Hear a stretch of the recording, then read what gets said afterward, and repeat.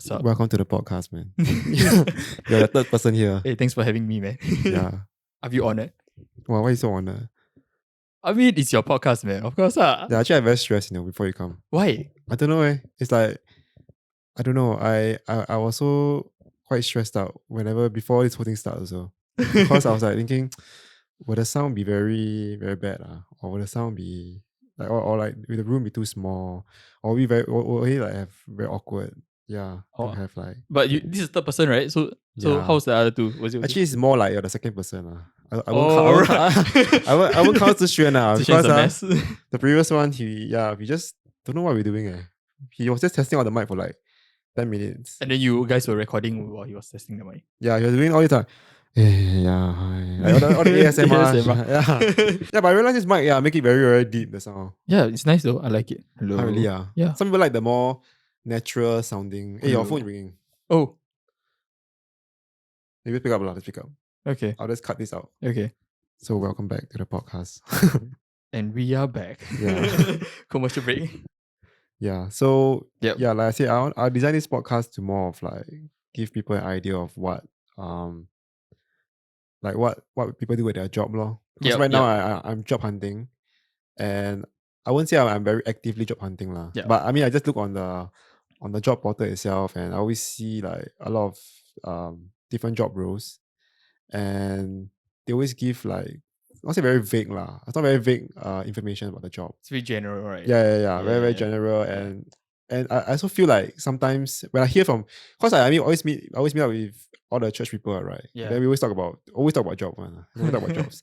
And they always talk about the jobs, and they always say, oh, there's always like 100 different tasks that they do, and there's a lot of things to do, and these are not included in the job description. Yeah. So I just want to just kind of give people a more in-depth idea of what people do at their job. I mean you can go however specific you want to go. Yep. And I mean there's some information they probably won't want to say because it's probably confidential. Yeah. So maybe you can just give like a quick summary of yourself.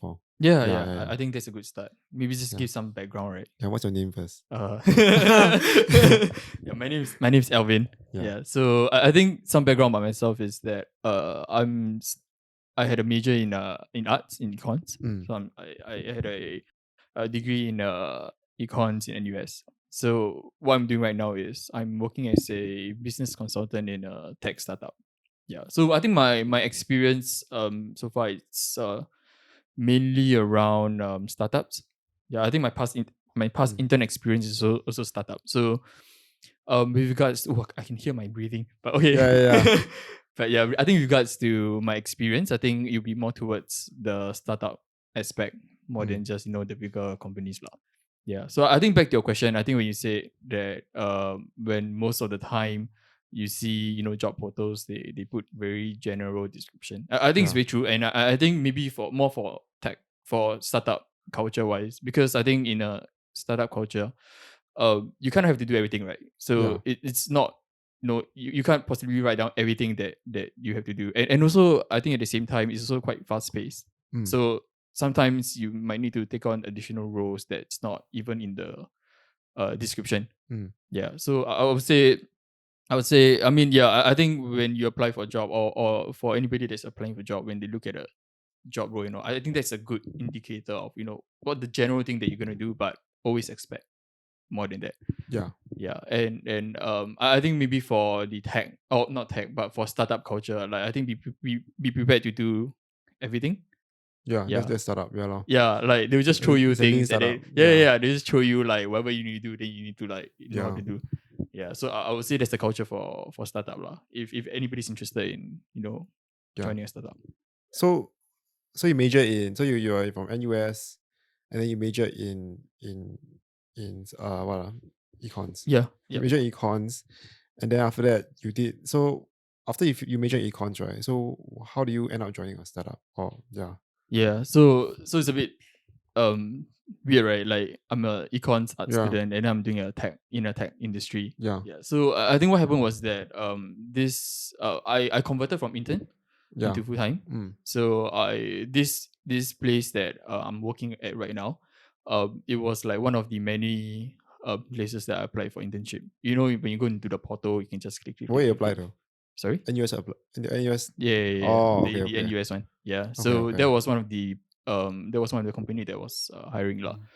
So I applied for it, and then I think there were a few companies that arranged for interview. So I just Okay. went for it, and then I applied for a business development role. Ah, Yeah, and I think at that time I mean everything works out, and then they got me in as a business development.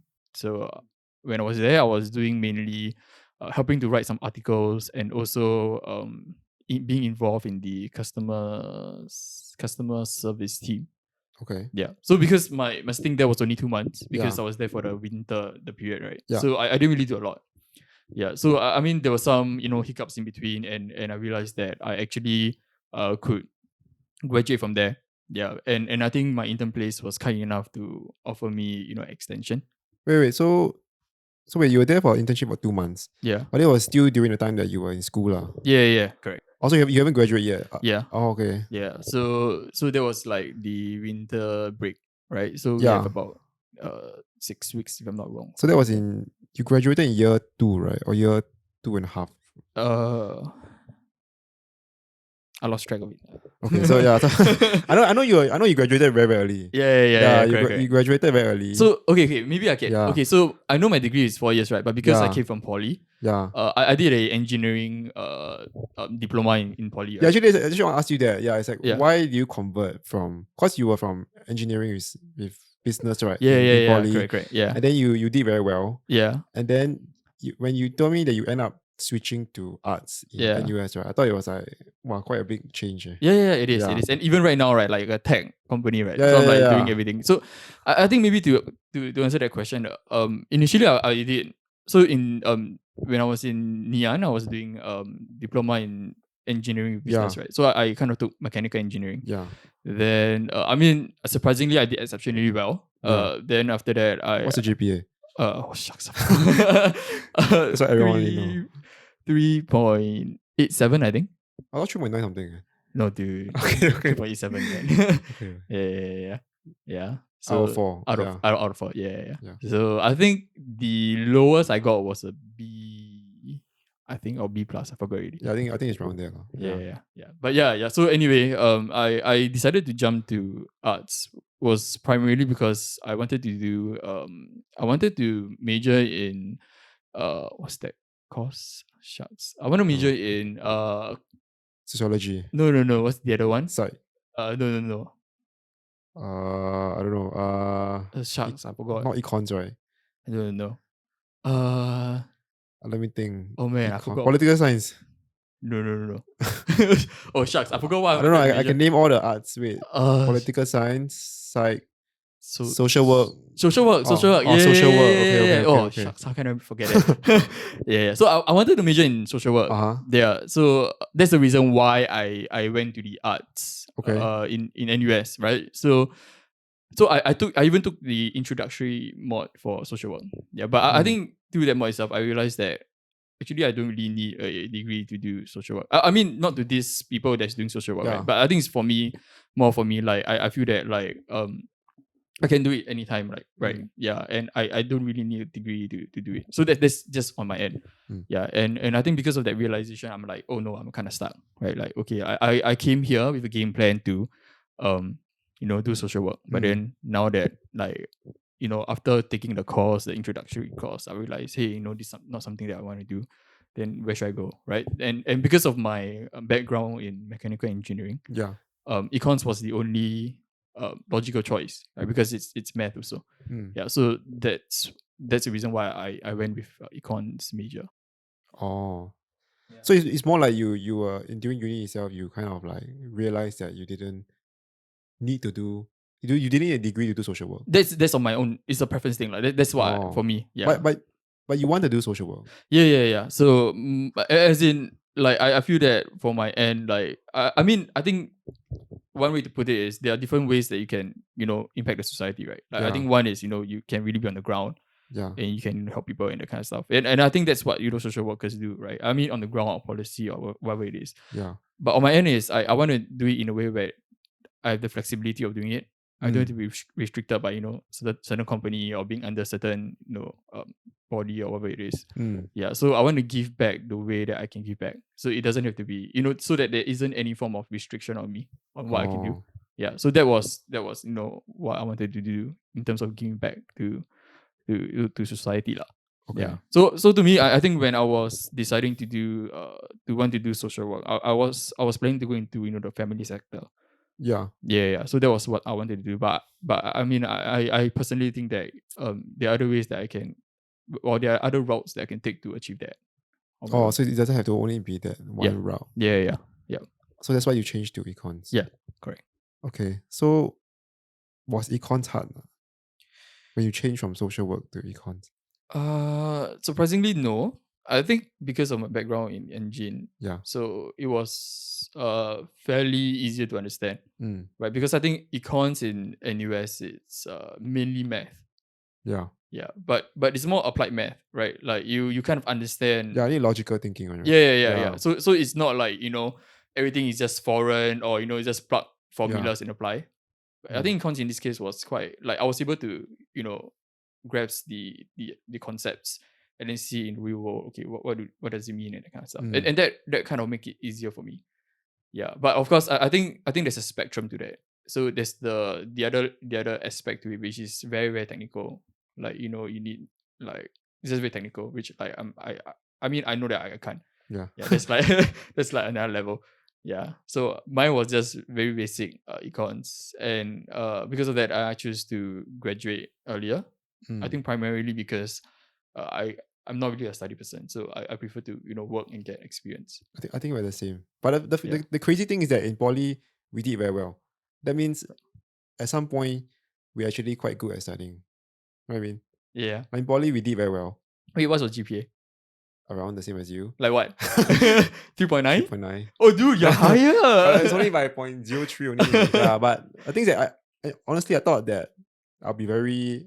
I thought when I get out of poly, right, I went to uni, right, I'll have this same drive, this kind of same. I don't know whether you feel the same lah, or this same like understanding of the modules or something like that. But when I got through my second year, I start to realize that I don't like the module at all. Oh, okay. Yeah, like I don't know, like in poly, I had not so very fun lah, but I kind of like was able, like when I see each question, I was able to do it. My mind was working, was doing it. But then when I was in uni, I was like, I just cannot do it anymore. Yeah. Is it more of like you can't understand the concept or like you just lost interest altogether? I think it's more of lost interest, but that's why I don't know whether the same for you. Because I say both of us, we did very well in poly, but then in uni, we kind of like not very interested in studying anymore. We want to do something on my own. Yeah. So what made you lost that kind of interest to want to push further to like complete it in the 3.5 years? Right. I think even in poly, I was already more business driven. Yeah, that's the reason why I took the business minor. Yeah, and I think for my end it's a bit different. I think I feel that I understand better with regards to what I'm learning in uni as compared to poly. Yeah, I mean I think poly because it's engine, right, and to me it's like most of the stuff I don't really understand, but I think because of the class and how we're all here to help one another. Like I think we kind of got to poly together. Yeah.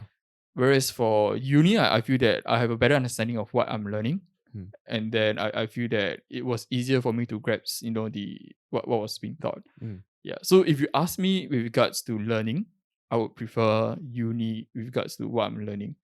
Yeah, but I mean, I think it's just me. Like I don't like to see everything just based on theory. Like because whatever that we learn is just paper, right? And it's all just theory. Like I'm more of a hands-on person. Like I just want to get experience, work, and I mean this is just me lah. Yeah. I mean I feel the same lah. Like I also feel like I need to kind of like apply than to just read and just like do problems on. And then I mean for me I also cannot really get it lah. I mean for me I just in poly I just keep redoing the same question, keep redoing the exam papers. Like like in our O levels like that. They keep driving you with the same questions. Keep doing over and over again till you get it right. Yeah. So yeah, but at least you got over uni already. newly Yeah. graduated. Yeah. And And to then be honest, I think at that moment when I was making the decision, it was hard because it was out of the norm, right? Like, yeah, and everybody was like, "Oh, I need to take honors. It's beneficial for me to take honors. yeah, Like, I need to have an honors." Yeah, and it was like a bit. I mean, it's very different. Like because the masses in general, everybody's just doing it, yeah lah, completing it. correct. Yeah, so it was a hard decision for me. But like looking back, I don't think or rather I mean, maybe for now, I don't regret it. Yeah, Yeah, because I feel that 1 year where um of studying, like I feel that I gained a lot of experience at where I am. yeah, which I think is much more valuable. Yeah, Yeah. but I mean, it depends on how different people see, right? Yeah, but I mean, to correct. me, I think that it was valuable. But I Yeah. think it's good. Yeah, I mean it's good lah. It's good that you kind of break yourself away from the norm. Yeah. Yeah, because most of the I guarantee that most of the people in to took honors, right, just have no idea what they want to do. Yeah. Like they just Yeah. yeah Yeah. they just like it's like Yeah. people who take masters. I mean, I no offense to people who take masters. Of course, I know some people who are going to take masters. Yeah, Yeah. we know a few friends. Yeah, but I'm just trying to say is that I feel like people who take masters and not directly to anyone are just people who are quite lost in their life and they don't know what to do, so they just go and study again. Yeah. Maybe for them it's like a change of career, or hey, Yeah, yeah, maybe yeah, correct. like you want to learn something different, Because, Yeah. because a lot of people in China, right, they actually after uni, right, they just straight away go to masters. It's like a normal thing to just let's To go do. masters? Yeah, it's like Right. they're like, oh, what are you gonna do in your masters? Like next year after you graduate. Yeah. Yeah, it's like a normal thing. It's not like in Singapore where you kind of finish degree, you straight go and work. But people there, Mm, because in China itself, there's so many people who have degrees, yeah. so they will want to stand themselves out from the rest. So That, they that's very similar to how Singaporeans, correct, like, yeah, right? exactly, yeah. Yeah. But the thing is that my sister took a masters, right? She took a masters in Australia.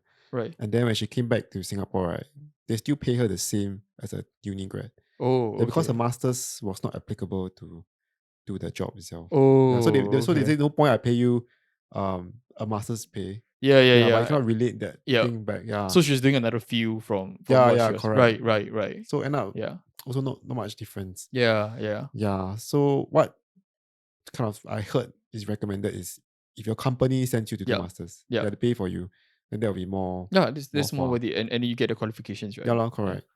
Yeah. Yeah. So you see you're working in a tech firm now. Yeah, yeah, I Yeah. am. Yeah, maybe I can talk more about. Yeah, you're doing business development in a tech firm. Yeah. Yeah, Yeah. so I'm working in this startup called Arcadia. Yeah. What we do is we provide we are a software as a service company. Yeah. So we provide solutions that help businesses to go digital, Mm. right? So I think a good example of the solution that we provide is something similar to Shopee, Lazada, eBay, or even Airbnb. Mm. So it's a marketplace technology where I mean, it's very similar to, or rather, I think generally people can be confused between this and like Shopify or Wix, Mm. But I think the main difference between our solution and that is mainly towards ours is a marketplace solution, and a marketplace solution is three-sided, right? Mm. So a three-sided solution means that apart from the buyer and the seller, Mm. which is what you expect from like like Wix or Shopify, we actually have another side to that, and that's the admin side, Mm. right? So maybe just to give an example, Yeah. let's talk about Lazada, right? So I think all of us are very aware of who Lazada is, Yeah. what they do, and all kind of stuff. So they are a e-commerce marketplace, right? So a three-sided marketplace is like that. So in this case, the buyers are like us, ordinary people that go into the website, buy stuff, and that kind of stuff, Mm-hmm.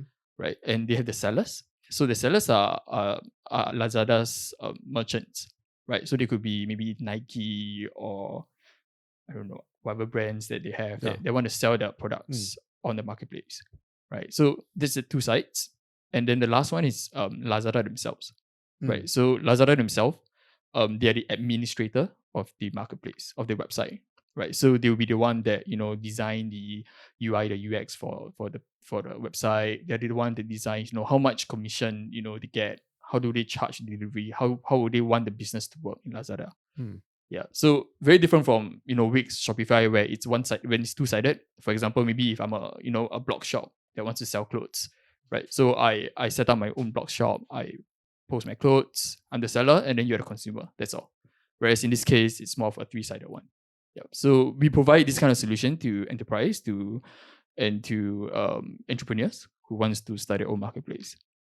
Yeah. Oh. So that's the technology that Arcadia does, and we are targeting the marketplace sector. Yeah. Mm. So your role there was to do business development, lah.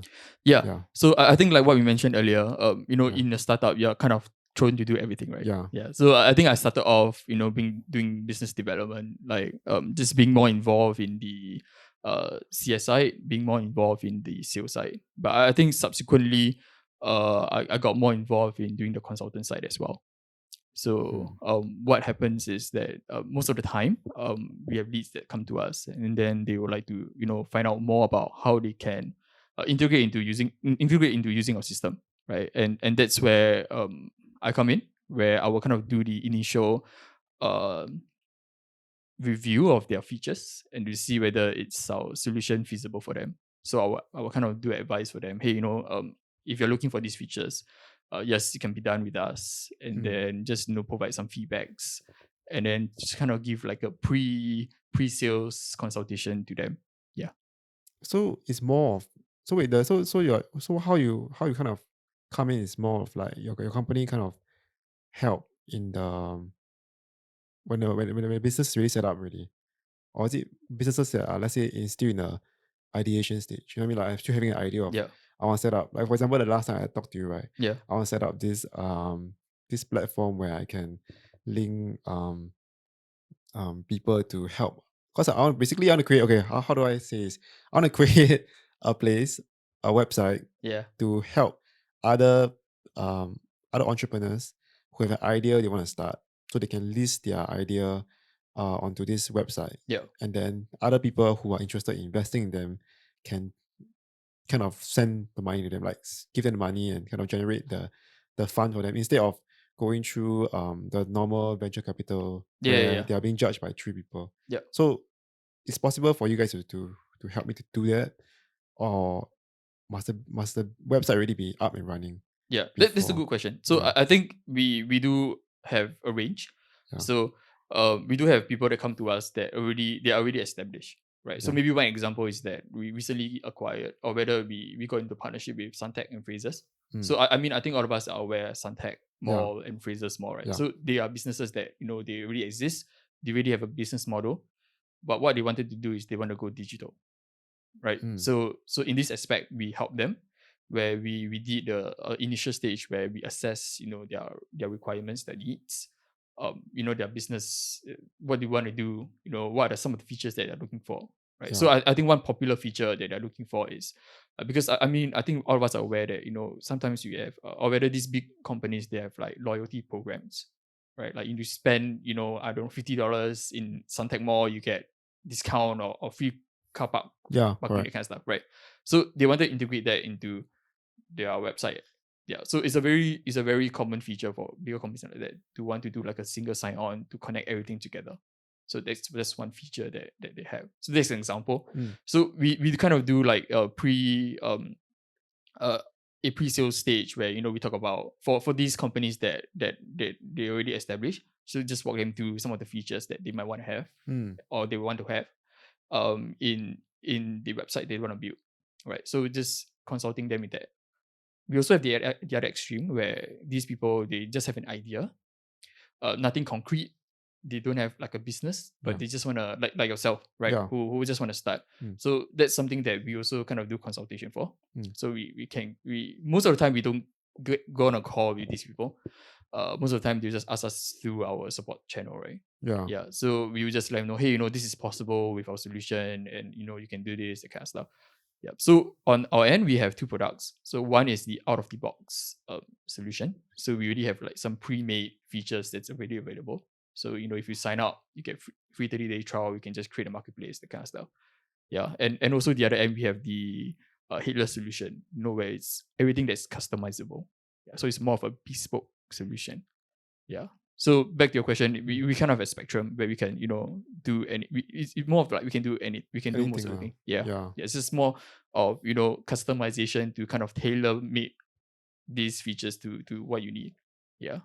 So the focus is building a website, not really. So you don't actually build any apps or anything. Build an app? What do you mean Like, by?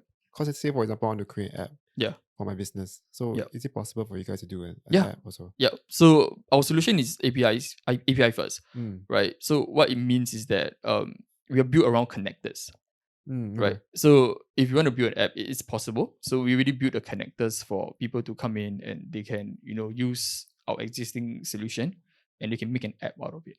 Yeah. So that's possible. But of course, all this requires customization costs, right? Yeah lah. To build, to maintain, to support, that kind of stuff.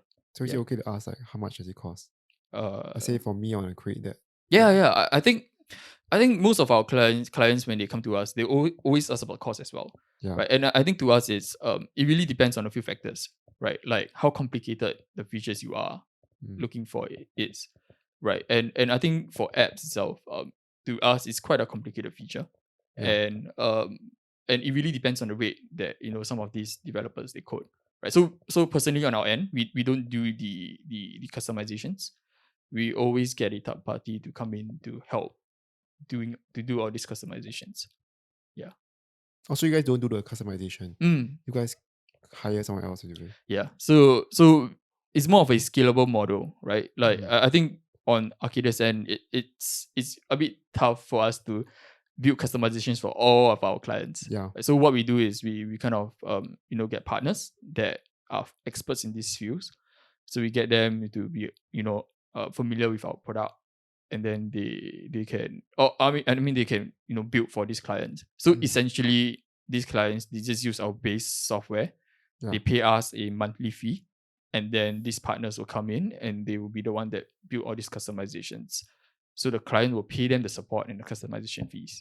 Oh, okay. So Yeah. then from then on, once the app is built, then you guys will still continue to support or just like let the person just run Yeah. everything by So themselves? we will support our core product, which is Arcadia's product, which is the marketplace Okay. technology. So anything on top of that, customizations will be supported by the partners. Oh, okay. Yeah. But do you, so currently you've been there for almost 1.5 years, 2 years. I think December will be my second year, so it's about 1.5 years. So have you seen a lot more enterprises or a lot more businesses or more established businesses coming to you guys for businesses or to help set up their website, or have you seen more entrepreneurs who are trying to set up their own businesses? Right. Yeah.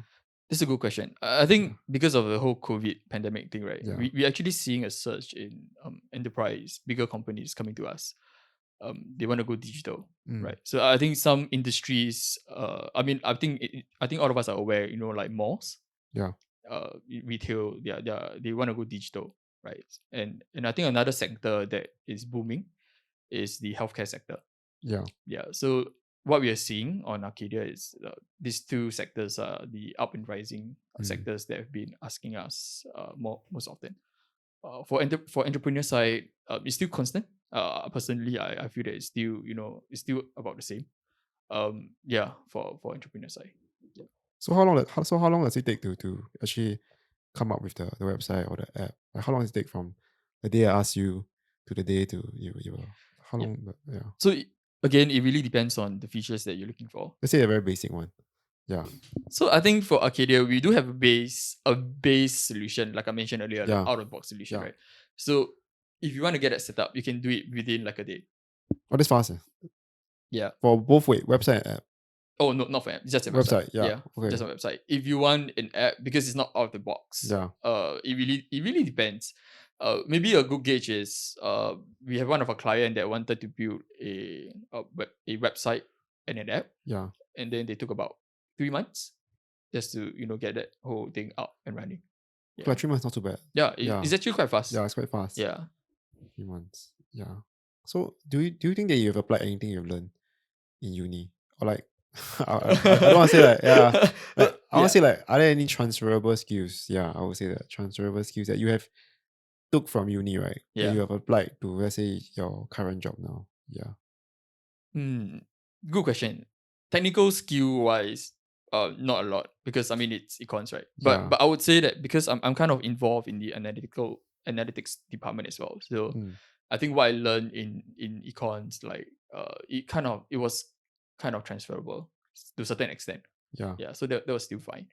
But I think most of the time it's not in a tech, especially in a business role in a tech role. Yeah. Yeah.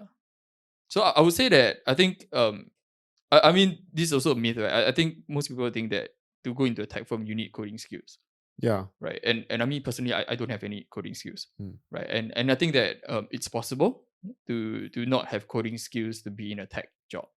Yeah, but of course I would say that it's more of an advantage to have it, because if you have those skills, it'll be easier for you to understand certain concepts. It'll be easier for you to understand certain technology that is being used for whatever company they're in. Yeah, but on my end, it's really based on relying more on my colleagues that knows tech, and Yeah. also based on experience. Yeah. So, I mean, I'm sure you have some friends in university lah. So, did they also like go into tech firms, or what other firms do they went into? Because I think now they should have graduated already, right? No, actually no. No. No. Oh, This is probably their last year. last sem. Yeah. Oh, Yeah. so do you know like any like other plans that they want to go, or like do they plan to, let's say, go into a startup? So Right. yeah. Oh, Interestingly, I do meet some friends, and yeah. so I have two friends that they are in the political science field, Yeah. right? So I think for them they wanted to be a civil servant. Oh, civil servant. Yep, Okay. correct. Yeah. So but what's interesting about them is that they recognize that experience also plays a very important role, Yeah. and to them is because they were really set to be in the public sector. Yeah. Kind They of. want Yeah. to experience the private sector. Yeah, so I kind of got them into Arcadia as an intern, and then just for Oh. them to experience, what is it like working in the private sector and all. So, but to me, is they were the first one who expressed the interest, right? Okay. So I think, yeah, I mean, for if to answer your question, like I do have friends that want to experience what does it like to work in a private sector. Yeah. Yeah. I think that's good lah, because yeah, like I say, you graduate from political science, it's kind of like you kind of have to do something to do with politics already. Yeah, yeah. Yeah. And yeah, I think it's good that they actually had a chance to work. Yeah, Yeah. and some Work. feedback that they gave was that it was an experience for them because they had previous interns in the public sector, and it's not as fast paced as private sector, right? Yeah. Like in the public sector, they were saying like sometimes you want to get something approved, you need to go through many layers. Yeah. Whereas in the private sector, you can just go directly to the boss, and then they give you the green light, and you can just go ahead to do what you need to do. Yeah. Yeah, so yeah, I think for them, like, it was a positive experience. They Mm. felt that they learned a lot, like how private sector functions and that kind Yeah. of stuff. Yeah, so it's a pretty good experience for them. So right now, your your role as a BD, right? Yeah. Do you think it's very, very tough? Or do you think it's like long hours, or yeah, like what's the working hours like? Oh, Yeah. yeah. I think from my side, Mm. it's pretty flexible. Okay. Yeah, so I think our boss don't really care what time we start, what time we end, right? And I mean that is Mm. good and bad at the same time, Yeah. right? Good, like I can just wake up like 10:30, 11, or I could like go to gym or eat breakfast, and then I can just start work anytime, that kind of stuff. Anytime, even let's say anytime, meaning let's say even if you do it the other way, like you start work at 7 p.m. and you end at. Yeah, yeah. Provided if I have no meetings or Oh yeah. anything. But most of the Okay. time, like I'll have calls in between. So Mm. for my end, it's a bit tough to start at night. But I do know of some of my colleagues that they are in the not BD related. They work better at night. So yeah, so that's what they do. Mm. Yeah. So I mean, like I said, pros and cons. Like the pros is really very flexible, Yeah. but the cons is sometimes there's no end. Like you don't know when's to stop. Like there's no structure. What Yeah, do you mean by there's no end? like because it's so flexible. Like for us, it's more towards we need to get at least we need to get things done. Mm. Then we can call it a day. But sometimes it's just too much, for the week or for the day, and sometimes you might have to work until late at night. Yeah, so there's no like structure to that. What's the latest you ever worked to? I have a call at 12 a.m. Oh, because of the time difference, lah. Yeah, yeah. Okay. So that's the latest that I went. I have a colleague that I think this week itself, she had a Ah, call at 6 a.m. and then 6 a.m. so she started work at 6 a.m. and then she ended at 10 p.m. 6 a.m. and then 10 p.m. Yeah, because she had another call at 10 p.m. Yeah, but I Huh? believe she took breaks in Yeah between lah, lah. yeah, But it's definitely. like, I mean, you think about it, like you constantly have to be in a work mode Yeah lah, from correct. 6 all the way until 10. Yeah. I mean, I think that's why I feel quite bad for startups. Because I did work in a startup as well. Right. And I feel like we are always the I don't want to say this in a negative way, lah, but we're always like the slave to the customers like that. You kind of have to work around their time, Yeah. Like Yeah. they say, okay, we are in, let's say, I don't know, I mean US and I'm only free at 10 a.m. And then in Singapore it's like, yeah, like say 6 a.m., 5 a.m. I mean, you kind of no choice. I mean, you either bow down to them or you lose the business. Yeah, and as a Yeah. startup, you don't really have that much of a leverage to, unless you are a very popular startup lah. But most of the time, startups are kind of at the mercy of the bigger companies or like the customers itself. Yeah. This is very true. Yeah, Yeah. which I think is, I think it's a good and bad thing lah. Yeah, because I have seen my own uh colleagues themselves, Yeah. like I won't say they work themselves to death lah, but like you can see it on their faces, or like Yeah. uh they're just like tired lor. Like they just come to work, they do their work, they laugh a bit, smile a bit, and then they just keep doing. And then it's like 7 p.m. is very cut off. Like 7 p.m. is like go home time, right? Yeah. It's like so normal to just continue doing. Like this, like, oh, let's continue. Yeah. I Yeah, agree. I totally agree. Yeah. So I think on that point, I think personally, I think that it's important to have some sort of balance. yeah, Yeah, like I mean, even for me, like I'm also learning, and I think I was speaking to some of my colleagues, this week, and like I learned to go on do not disturb mode so that nobody contacts me in the weekends, weekends, yeah. or even at night. Yeah, But sometimes you do have a choice, right? I mean, like I don't want to say you don't have a choice, but more of like you sometimes you feel scared that, let's say, your boss is trying to get you on like the weekend, and then you're not there, and then you're like, yeah, he gets frustrated, and then yeah. yeah, I mean, I think on my side, we unless it's very urgent, then that's where they will contact via phone. But I think other than that, all of us kind of respect each other's space as well. mm, Yeah. So I think it really depends on the culture in a company. Yeah. Some companies are more extreme than the mm, others. Yeah. But I would say that for my end, like there's still a level of respect with regards to our personal space. Yeah. Unless it's very urgent, then they will contact, via call, or they will call you via phone. Lah. yeah. Yeah. Okay lah, but to me it sounds like your job is quite like a startup, like very flexible. Yeah. Um, you learn a lot since you say you do a lot of different things. Yeah. Yeah, I think maybe to that point, I think the biggest learning, point for me, yeah, it's really the interaction with other with the clients, right? yeah, Yeah, I think mainly because when you have calls with them, you kind of get a spectrum of industries, yeah, right? And through the call itself, personally for me, I feel that I learn more about their industry, I learn more about their processes than like being there itself, mm, right? So like I have calls with healthcare sector, I have calls with even gambling sector, that kind of stuff, right? So I get to experience different sectors, yeah, different industries, how they work and what the processes and all. And I think to me, that's the biggest learning point, right? yeah. Yeah, to kind of be exposed to different sectors. Yeah, Mm. So I just want to ask, like, um, what do you think are like some of the future plans you have? Like, I always ask people, um, like, do you see yourself doing a 9 to 5 job for the rest of your life? You know what I mean?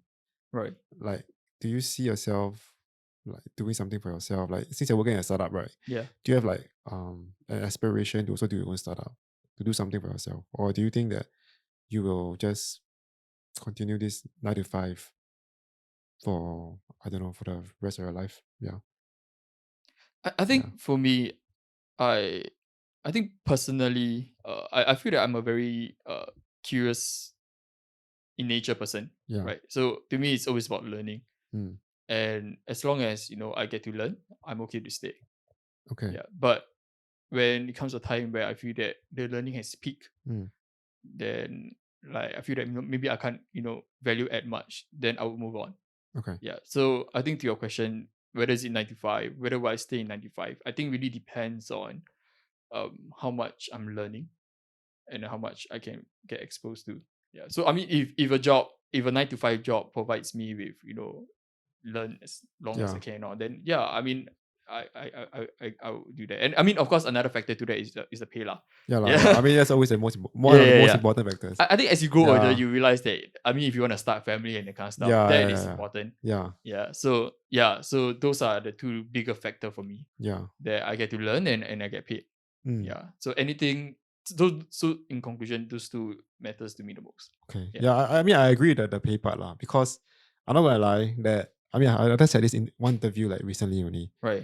and then like the person kind of asked me about asked me about experiences and stuff lah. Yeah. And I was like, oh yeah, yeah, I think experiences is very important, and as a young fresh grad, I coming out, I want to be able to learn as much as possible, be a sponge and just try to absorb as much Yeah. information. And then I also say like, I don't really care about the pay.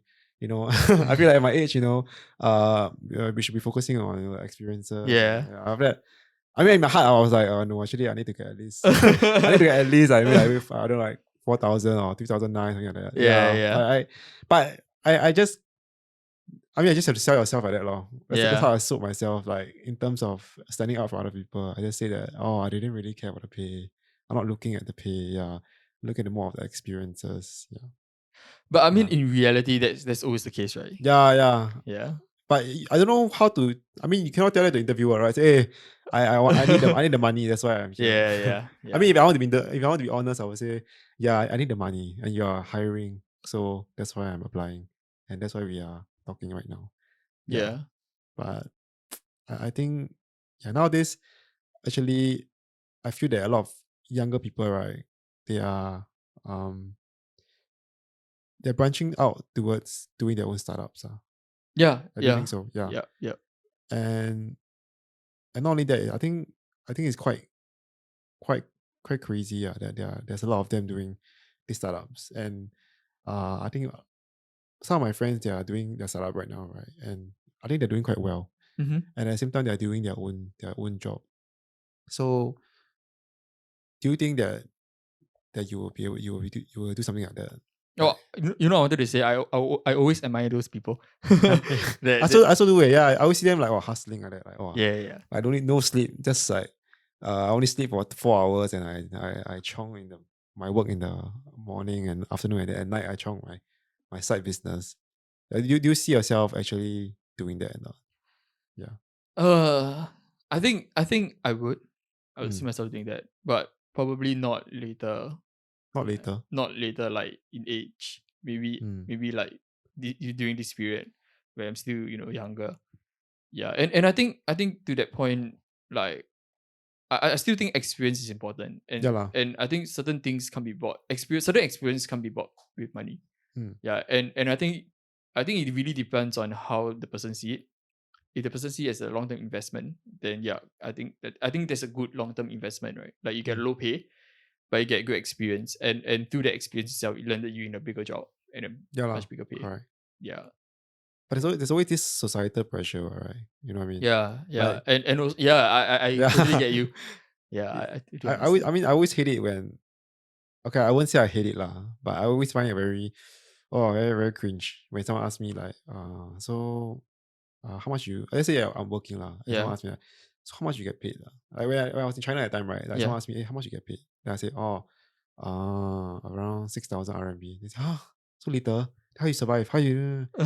I mean, yeah lah. I mean, I know I know it's low, but at the same time, yeah, I don't really like it when someone Right. asks me that kind of question. I think for me, it isn't more of the societal pressure. I think it's more of I just need more money, man.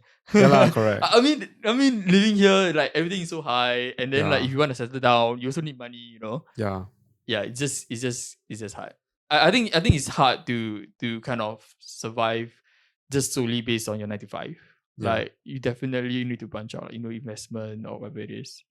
Wow. Yeah, So investment. So how much have you invested so far? 5,000. No lah. I mean, I don't know to say, but so you've been doing investment so lah on the Yeah, side itself. I'm learning how to do investments just on the side. Yeah, to kind of get some passive income. But I feel like nowadays, I mean, like, especially during this COVID time, a lot of people are doing like investment. Yeah. Like I mean, like let's say 2 years ago, right? The normal conversation we have like between friends, it's just like, oh, how's your job? Oh, how you doing and stuff. And nowadays, it's just like when the silence come, right, and then everybody asks, so you guys are investing in stocks? Yeah, yeah. It's like Yeah. this is the thing that kind of like fill up the gap now. No, I also think that mainly because it's easier to invest now, right? Because of Yeah. the products that's like available online right now. Mm. Like it makes it easier for normal people like us to just go into the stocks. Yeah, but it's Yeah. crazy. Like 2 years ago, like nobody is thinking about this. Yeah. But only during this COVID time, where everyone is like, oh yeah, we should. Oh, I think everyone is an expert. You know what I mean? Expert. Yeah. Like, hey, Expert. you guys, you go buy this stock. You go buy this stock. This stock is going up. This stock is going down. Yeah, It's yeah, like, well, when did everyone become an expert? Yeah, yeah. yeah. That's why. I don't know. I don't. I mean, I do some investment, but I don't really like to give any advice to anyone, lah. Yeah, me too. I Yeah, mean, I don't think that I'm credible. yeah, exactly. I rather take the risk myself Yeah. than to like somebody suffer. Yeah, exactly. Yeah, yeah. So yeah, cause I mean recently I would say what WhatsApp chat was we have lah in common that we are doing some trading. Yeah. I mean someone said to buy a certain stock at this Right. price, Right. and then I bought it. And then it dropped. It dropped. And then I sold it at a loss. Then you shouldn't sell it, man. No, because I didn't want to hold it. I want to buy something else. Right. Yeah. Yeah. I think that's with investment, right? Yeah. I personally feel that like it should come as a conviction, a personal conviction. That's where when it drops, you know that you'll still hold. Yeah. Yeah. So I think like no, I totally get you. And I think that the person that is sharing it doesn't come from a place where, he means harm and all. But I think that for us, if we were to buy, then we need to understand the risk that we're taking. Yeah, correct. Yeah. And but I personally feel that it should be done out of conviction. Yeah, because when it's done out of conviction, you will have more. I mean, it's more diamond hands, right? Like you know when to like hold it, you hold it because you believe in the company. You do your own due diligence. You know like why you're holding it. Yeah. Yeah. I think that's what my dad told me also. He said that if you want to buy a stock in a company, you must actually believe in the company. Yeah. Must do your own research about the company. But nowadays, everyone is just like buying everything. Like, let's talk about GameStop. Like nobody even like. Let's say the company it's not even a good company to begin with. Is it? Yeah, because what they do is they actually they buy games from people and then they Secondhand games, right? and then they resell it to other people. Right. At a much higher price. Is that the only business model? I mean that's one I heard of lah. Right. That's why a lot of people are shorting the company because it's not going to last forever. Because now games are going online and stuff. Yeah. And then just because some people on Reddit find it unfair that you can actually short a company, don't give it a chance to let it prosper, that they start to pump it up like crazy. Yeah, and just went madness after that. Yeah. Even now it's like what 200, 300. Yeah, GameStop. Yeah, which I think is quite crazy lah. It's so hype, man. Yeah, but do you think like nowadays you see a lot of do you actually admire those people who get very famous on say TikTok or YouTube? Like people like, let's say younger than us, who their job is just to do TikTok and YouTube videos or Instagram. Yeah. Right. Do you actually like what's your perspective on that?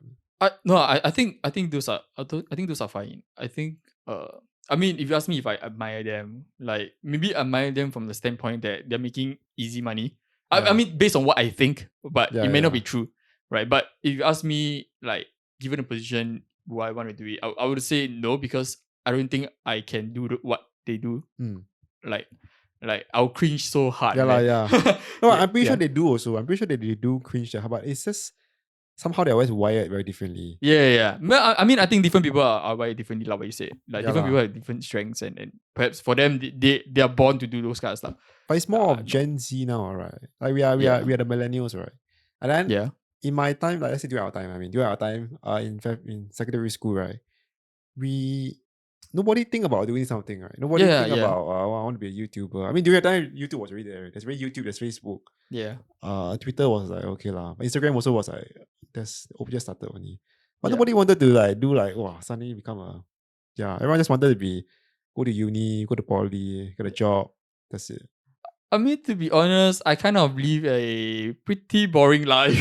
I mean, if I had something that I enjoy to do, right, then Yeah. I wouldn't mind, branching into like YouTube or not, maybe Instagram, for a Yeah. start, like just post stuff.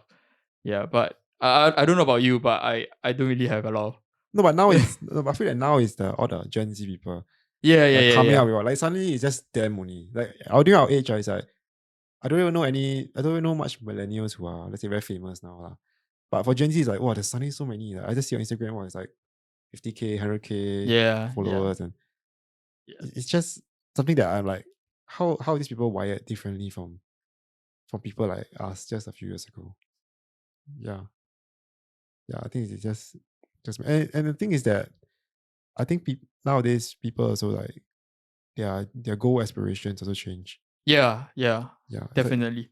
yeah, like for China, right? When you ask them what they want to be, right, in the future, it's like they want to be influencers. Right. Yeah. And this is very like a contrast to like what um well traditionally what we want to do our life. Yeah, and I think it's common, right? As Mm, much as we see that it's a contrast, but I think it's common because I mean, even you see whole, the passage of time itself, like because mm, of exposure, your experience, your environment, it kind of changes, things. mm. Yeah, so yeah, I think to that point, like maybe perhaps for these people, the Gen Z people, they got more exposure, like the environment that they were brought up in Yeah. were very different from us, and because of that, perhaps they are more, the skill set is more inclined towards that because of the exposure that they are open to. Yeah. Yeah. But do you think that the exposure is because of millennials like us, right, having kids, and then we're exposed to them like phones and iPads Yeah, yeah, at a very young definitely. age, yeah, and then they become like addicted to it now. I mean, I wouldn't say addicted, but I would say that they're more tech savvy. I mean, in terms of Mm. age comparison, right? When they were at this age and when we were at the age, like they're definitely more tech savvy than us. Yeah, lah, Yeah. correct. But I think it's nowadays I see a lot of like I mean not even I see my own sisters, right? Like when Yeah. they show their children is like just at home and stuff. And they must use a phone, they must watch something on the phone to eat or to do something. Or basically everything that they do requires some kind of screen. Right. Yeah, it's like I feel like are we going towards that like in the future that are we moving towards the kind of future where we are just gonna be very reliant on this kind of phones and screens and computer. I feel like our generation, right, is like one of the last few ones, or the last one actually, Uh-huh. that we never grew up on phones, Yeah. and we just like talk. Like I remember during this time during secondary school, when we finish school, right, and we go back when we go eat lunch, right, our lunch is like 4 to 5 hours. I don't know what we do. Right, We just right. talk and Yeah, talk and yeah. talk, Yeah. Do and people still do that? I'm not sure though. Maybe they do. I don't think so. I don't know. I always see secondary school kids with their phones on the bus. Yeah, different mode of you know. Yeah, yeah, it's crazy, man. Yeah. I mean, to your question, I think we are moving towards that. Yeah. Yeah. I mean, even don't just talk about kids with phone, right? Even look at around us, Mm. like the things that we're doing. Everything is going digital, Yeah. right? Like we are, like everything's about technology now. Mm. Like you can't even enter a supermarket without scanning certain stuff, Yeah. right? Yeah. But there are even some older people who still refuse. Yeah. They, And I think to that point, I think it's very important for us to learn to adapt.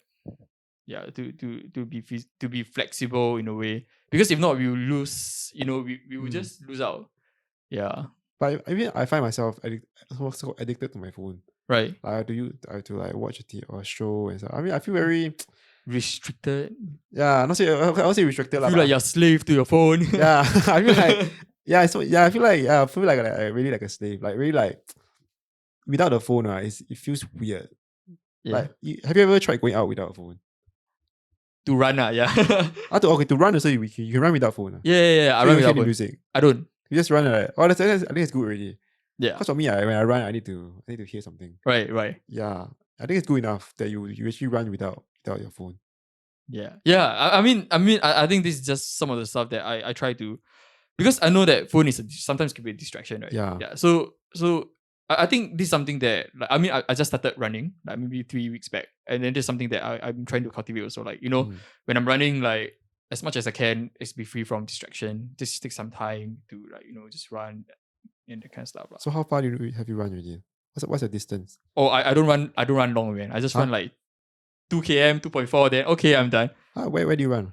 Downstairs my house. The canal? Downstairs? Oh, the canal that you run there. So one lap is right 1.2. Yeah. So Yeah. you run to and fro. Yeah, to and fro. How long it take? I don't know. I don't know. You never time yourself. I Is never it bring out anything IPPT? down, right? Huh? I don't bring anything to time. I Oh, yeah? I don't bring a watch down as well. So I just run for it. How do you know whether you improve like your timing? I think for now I just want to build a habit first. Oh. Yeah. So building the habit of going down, run. Then subsequently from there, then I'll start to do the improvement for the time side. Oh. Yeah. So what's your goal though? What's your goal though for this run? What's your goal? Like you're trying to lose weight or you're trying to like... Yeah, man, I'm trying to cut down my belly fat. Okay, well, you look fine, what? Yeah, because I'm in a baggy shirt. How heavy are you? 62. 175. 173. Okay, well, 62, 77. Okay, well, that's around... Isn't that normal? Yeah, that's normal. But it's Yeah. the belly fat, It's the belly fat, man. Yeah, I think maybe you probably need to run and probably go to the gym. Yeah, probably. Yeah. I'm starting with...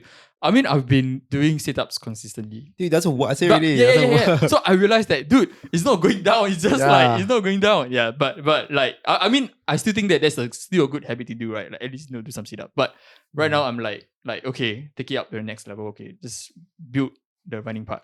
Yeah. Yeah. So I think the sit-up part helps in a way where, okay, it kind of, builds the habit. Yeah. Then now I'm just moving it to the next habit to build.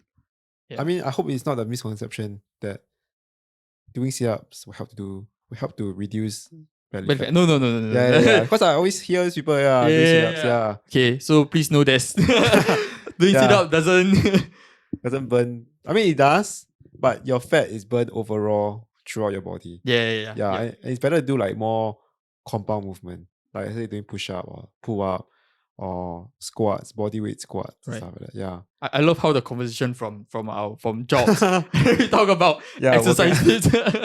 I don't know how they go. Workout tips. Yeah, I don't know how they go from there. Yeah, it's quite funny. But it's good lah, because even I also trying to do some more running also. Yeah. Haven't you been running or something? Yeah. I've been trying to run every day. Wow. Like, I try to run at least like 2.4 or like I try to push myself one more lap each day. Oh wow, that's great. Yeah, but I think it burns out. Yeah. Because I don't know why for me I can't do laps. I don't know why. I just can't keep going round Like the and same. round. Yeah. Okay.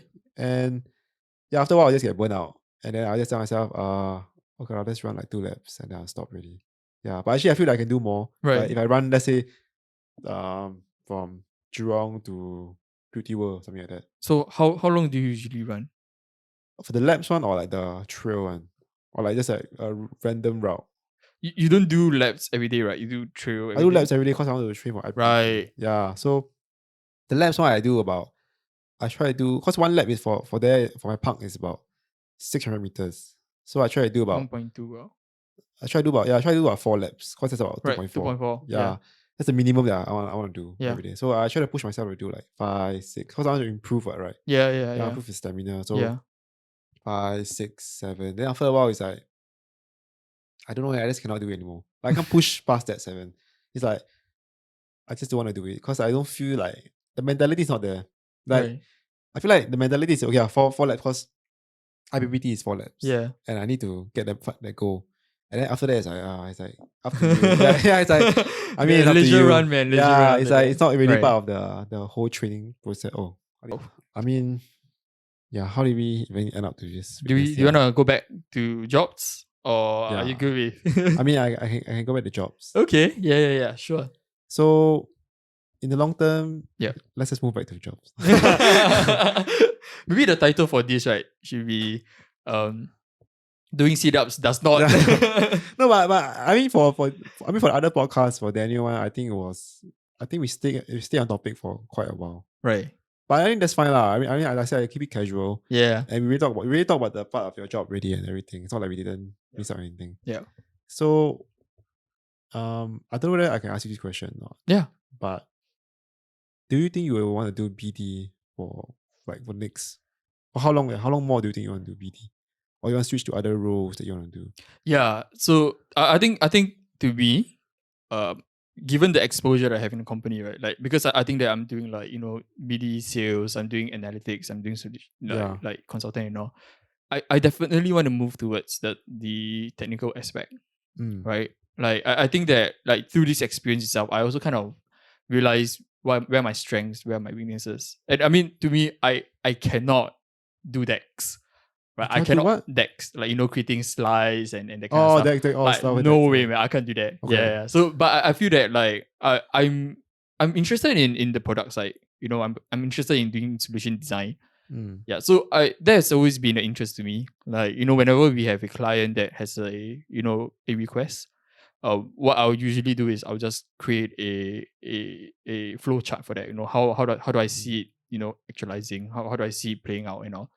Yeah. So that has always been something that's always interested me, and Mm. and I think with the opportunity, I would love to explore that, like more of a consultation approach, more of a product manager side. Mm. Yeah. So I think even right now, like I'm given few exposure to solution design, which is very interesting to me, right? Like we just got on call with the dev team. We go through, okay, let's go through the roadmap. What do Mm. you want to build next? How do you go about to build? How do you go about building it? Yeah. So those things are pretty interesting to me. And of course Mm. for sales, it's not really about the relationship building with the clients, but it's more towards okay understanding what they want to build and just on my end seeing how I can go about advising them to build these features on our product. Mm. Yeah. So it's really more as I personally find that my interest is more towards the product side, Mm. like helping to solve problems with regards to features or this kind of stuff.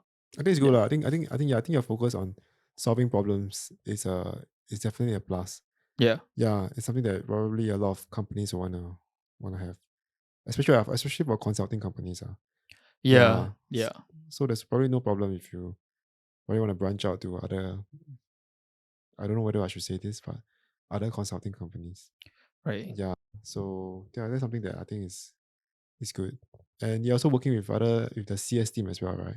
Yeah, yeah. So I'm Yeah. heading the CS team. Mm. So I think that itself gives me a lot of exposure, Mm. right? So like, to me it's always about improving the efficiency, right? Yeah. Like finding, areas that we can do better. Yeah. And I think the company gives me the autonomy to make changes. And I'm kind of appreciative of that, the fact that I can make changes, I can change the processes, I can do things to the team.